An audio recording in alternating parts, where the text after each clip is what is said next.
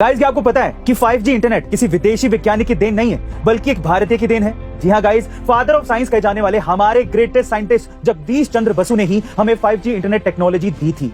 दरअसल जगदीश चंद्र ने 1895 में कलकत्ता के प्रेसिडेंसी कॉलेज की प्रयोगशाला में एक ऐसी वेव की खोज कर ली थी जो 5G जैसी टेक्नोलॉजी को लाने के लिए काफी कामगर थी, और इसी वजह से उन्हें साल 1897 में रॉयल इंस्टीट्यूट ऑफ लंदन में डेमोन्स्ट्रेशन के लिए बुलाया भी गया था, जहां उन्होंने साइंस की प्रगति के लिए अपनी इस खोज को पब्लिक डोमेन में ही रखने का डिसीजन लिया था। लेकिन 3 साल के अंदर ही एक इटालियन साइंटिस्ट ने उनकी इस खोज में मामूली से बदलाव करके उसे अपने नाम पर पेटेंट करवा लिया था, जिसके लिए इस साइंटिस्ट को नोबेल प्राइज भी दे दिया गया था। लेकिन 120 साल बाद साल 2012 में जब असली सच सामने आया तो सबको पता चला कि जगदीश चंद्र बसु ने ही इसकी खोज की थी। गाइस, आज हम जगदीश चंद्र जी की इस खोज की वजह से ही 5G टेक्नोलॉजी तक पहुंच पाए हैं। उनके इस योगदान के लिए एक हार्ट तो बनता है। गाइस, कोरोना के बाद अब लंपी वायरस ने अपना कहर बरपाना शुरू कर दिया है। जी हाँ गाइस, देश में 11 लाख से ज्यादा पशु लंपी वायरस से संक्रमित हो चुके हैं, और ये वायरस अब तक देश के 12 राज्यों के 165 जिलों में फैल चुका है, जिसकी वजह से 50,000 से भी ज्यादा पशुओं की जान चली गई है। और जिस तेजी से ये फैल रहा है उसे देखते हुए इसे महामारी घोषित करने की मांग की जा रही है।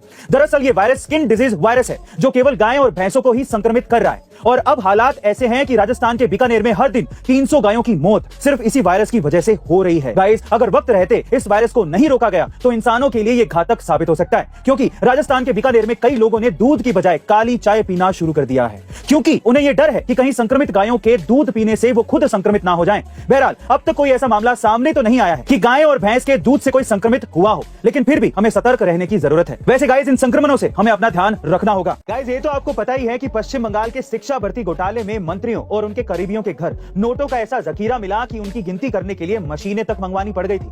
वहीं करोड़ों रुपयों का सोना मिला, वो अलग से। लेकिन अब सवाल यह है कि आखिरकार ऐसी क्या लिमिट थी जिससे ज्यादा पैसा और सोना घर में रखना उनको भारी पड़ गया।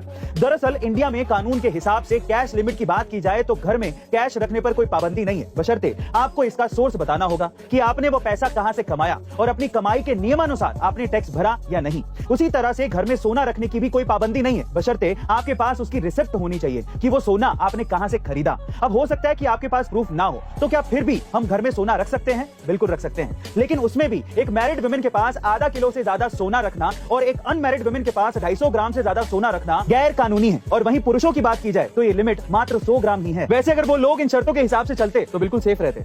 गाइस, अगर कोई बैंक लूटने की सोचे तो सोचने से ही कोई बैंक थोड़ी ना लूट लेगा।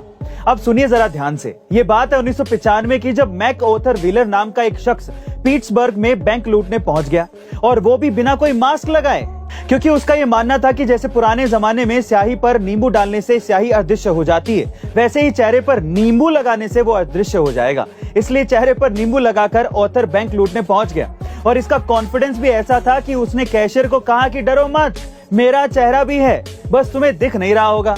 ऑथर ने आराम से पैसे इकट्ठे किए और घर चला गया।